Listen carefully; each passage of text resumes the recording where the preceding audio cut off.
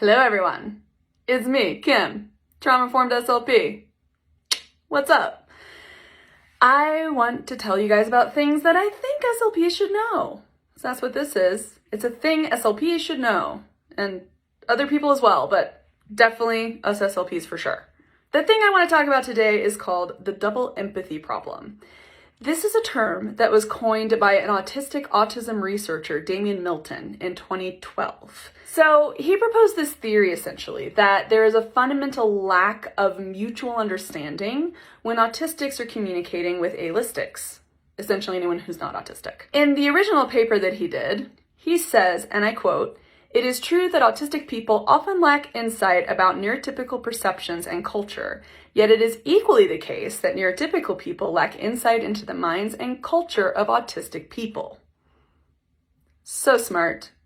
I love it, researcher Damian Milton. So the reason he came up with this is partly as an adult autistic himself studying autism. He started noting a lot of these misunderstandings, and that when you ask adult autistics, their internal experience is very different than the way the neurotypicals interpret their signs of communication. The researchers at the time came to the conclusion that autism was a disorder in empathy, that autistics lack empathy. And Damian Milton is essentially saying, no, autistics don't lack empathy. If anything, a lot of autistic advocates report feeling an excess of empathy to the point where it's almost a hypersensitivity and can possibly lead to meltdowns. This is why it's important to listen to autistic voices and autistic advocates.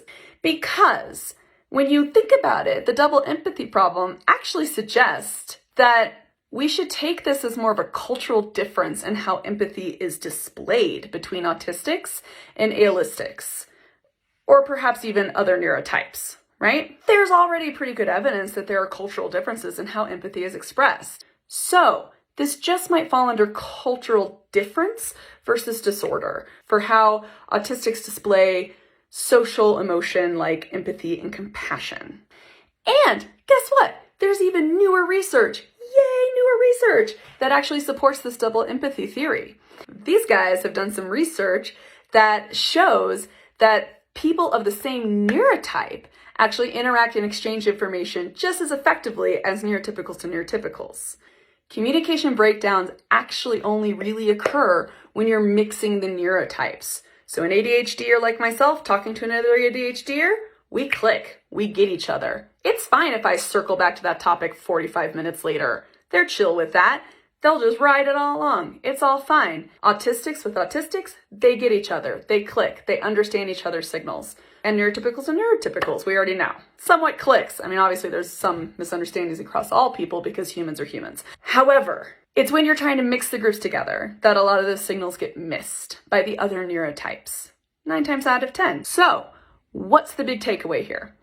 If you find yourself trying to think through something to do for a student or a client that you have, and you're trying to think neuroaffirming treatment versus compliance-based treatment for this social communication stuff, think of it more like a difference and not a disorder.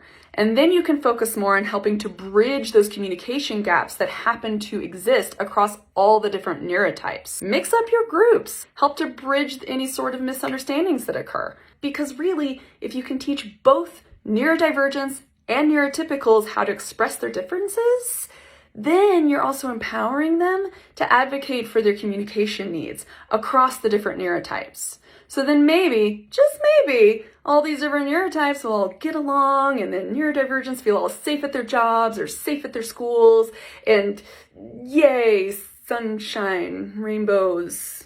Okay, maybe it won't actually alleviate all those things, but it would be an excellent start. So remember, the next time you're observing a neurodivergence social pragmatics, frame it for yourself more as a difference versus a disorder. Look up what autistic advocates have to say, what their perspectives are. Help bridge any communication gap that occurs. And if you have a neurodivergent who needs the language to be able to express themselves this way, like if they're using a high-tech AAC device, ensure they have access to that. Go forth and neuroaffirm.